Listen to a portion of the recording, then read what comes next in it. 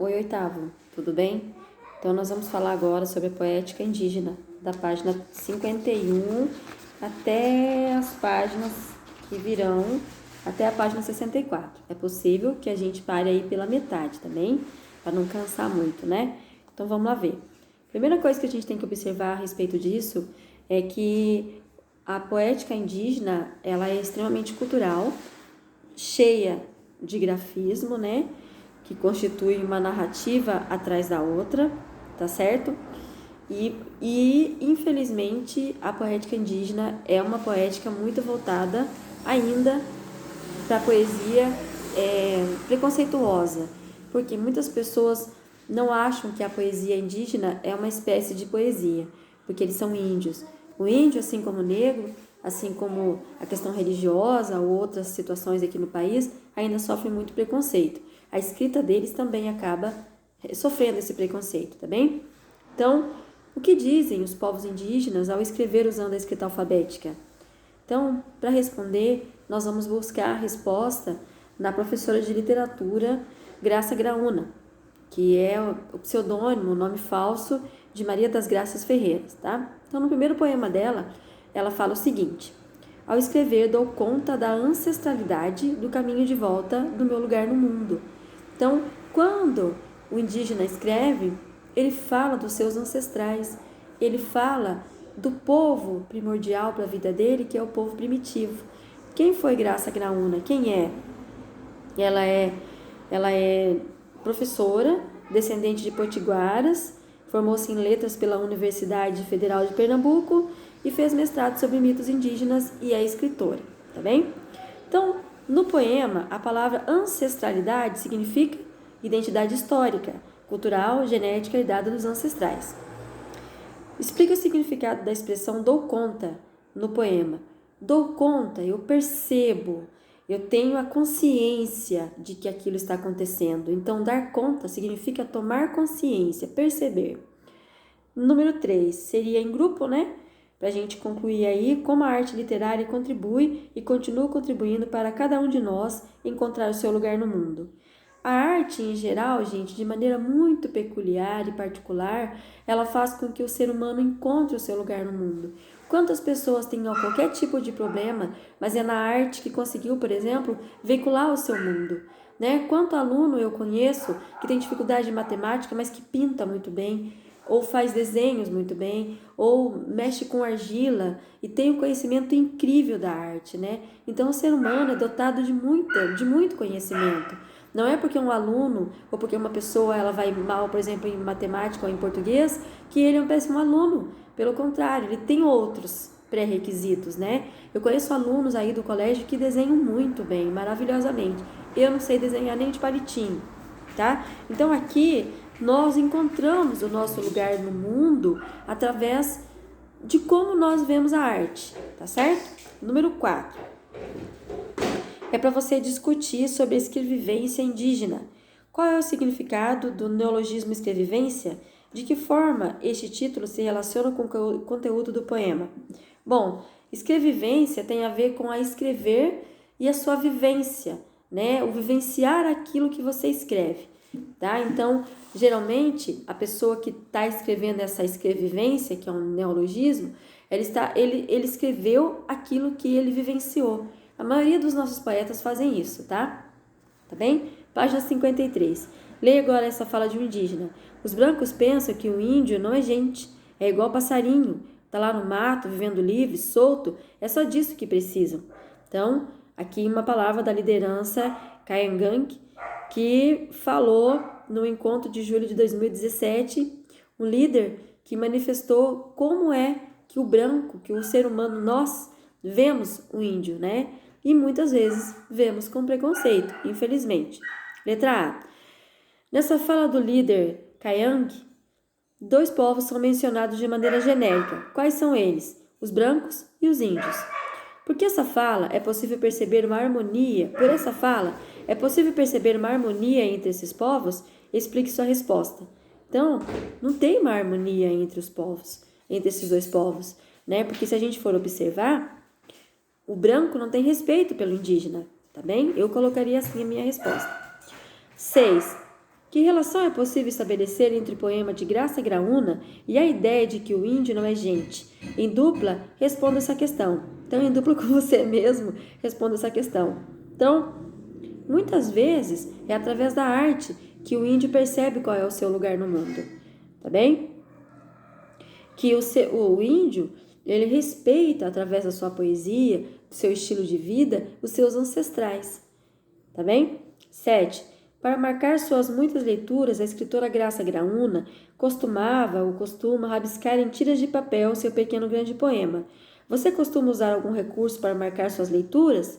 A escrita, um pedaço de papel, né? Aquele pedacinho daquelas tirinhas de papel que vocês post-it, né? Que vocês colocam aí para marcar. Tudo isso é válido, tá? Eu marco o meu na própria página. Essa aula mesmo, eu escrevi dia 24/6, gravado, tá? Então, porque a gente faz aula online, né? Então, você pode usar o post-it como exemplo. Que frase ou poema você escreveria em seu marcador de página? Aí é com você. Que frase você gostaria de escrever nesse marcador? Porque é um marcador aí, ó, o que aparece na página 53, tá bem? Que frase você colocaria no seu? Pensa e coloca. Literatura indígena é uma forma de perpetuar o conhecimento oral, ou seja, quando o indígena escreve sobre o seu próprio povo, ele está traduzindo para a escrita experiências que aprendeu por vivência cultural, sua família, suas raízes. Ele fala da origem de sua essência, do que aprendeu, ao qual deve respeito e o que verdadeiramente é, pois fala com propriedade daquilo que conhece. Muito bem. É verdade, né? Quando você escreve sobre a sua cultura, você faz a sua identificação com o seu povo. Canção peregrina. Eu canto a dor desde o exílio, tecendo um colar de muitas histórias de diferentes etnias. Em cada parte, canção de partida, a Mãe Terra peço refúgio, ao irmão Sol mais energia, e à Lua Irmã peço licença poética, para esquentar tambores e tecer um colar de muitas histórias de diferentes etnias.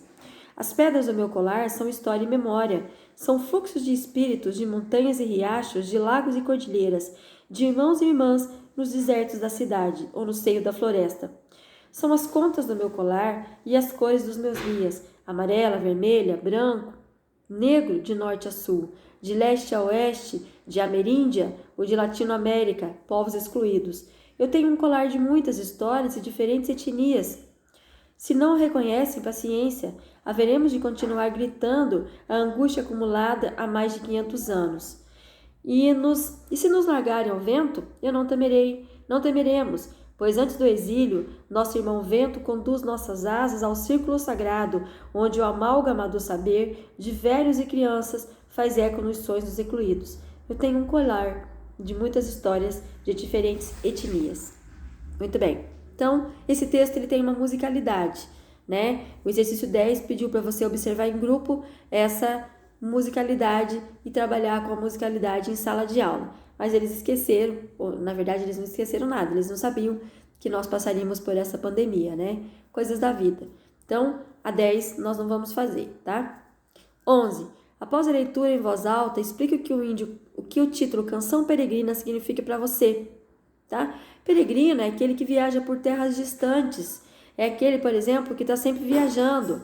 Então, peregrino, o título pode relembrar a mim, leitora, aqui neste momento, significa o percurso, né, feito de todas essas histórias nas memórias desse povo. Quanto tempo percorreu essas memórias, né, na vida dessa nova geração dos indígenas? A mim lembra isso, tá? 12. A canção peregrina tem 7 cantos, tem 7 divisões. Canto é cada uma das partes em que se divide um poema longo. Refrão ou estribilho de uma canção é um gravador natural, é aquilo que fica na nossa cabeça. Quando eu falo aquele pedacinho, eu lembro aquele pedacinho. É como se fosse um refrão de uma música, tá bem? E em dupla, registre de maneira sucinta o percurso feito pelo peregrino.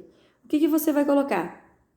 Então, você pode colocar que ele começou o seu trajeto no exílio, depois ele ganhou a proteção de elementos da natureza em cada partida, depois ele reuniu a sua história, né, em memórias, ele ganhou as cores do seu povo, cresceu a sua indignação, e depois ele percebeu que ele tinha o poder da ancestralidade. E por fim, ele terminando o colar, tá? Beleza? Tem essa ordem no texto inteiro. Então, o texto ele é meio narrativo também. Qual é o refrão do poema Canção Peregrina? Um colar de muitas histórias e diferentes etnias. Tudo isso entre aspas. Escolha um dos cantos para encaixar o refrão. Depois leia sua interpretação por um grupo de colegas. Nós também não vamos fazer, tá? Porque nós teríamos que trocar esse tipo de refrão. Eu falaria, vocês falariam. O outro falaria, a gente ver o ritmo. Era mais alto, mais baixo. Esse, infelizmente, não vai dar pra gente fazer. 15. Releia os versos do canto 5. Haveremos de continuar gritando a angústia acumulada há mais de 500 anos. Letra A. Haveremos de continuar gritando. O nós está subentendido. Se refere a quem? Aos povos indígenas. Aqui a angústia acumulada, o eu poético se refere. Se refere à sua cultura, à sua tradição, seus costumes, tudo aquilo que foi destruído pela cultura do branco, tá? Desde a colonização.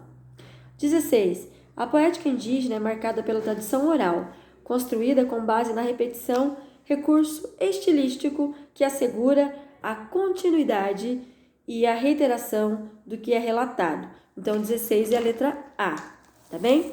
Do poema 3, o poema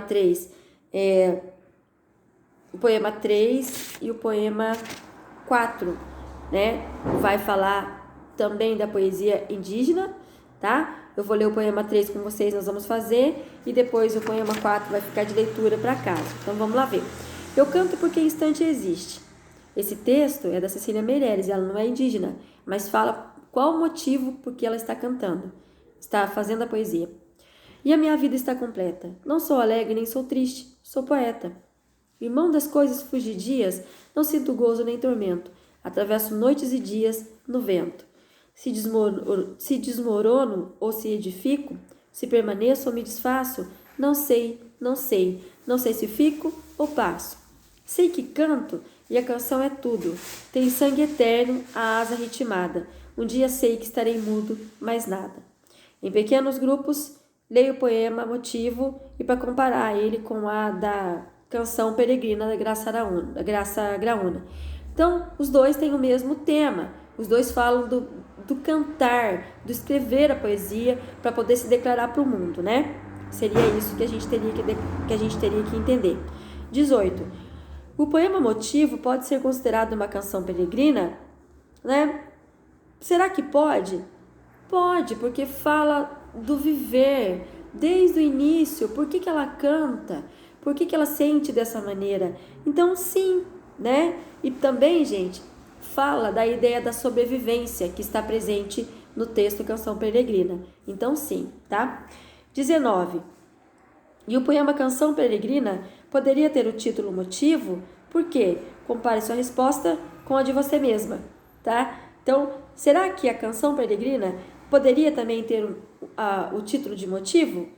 Por quê? Sim, por quê? Porque leva a autora daquele texto quais motivos ela canta, ela escreveu sua poesia, tá?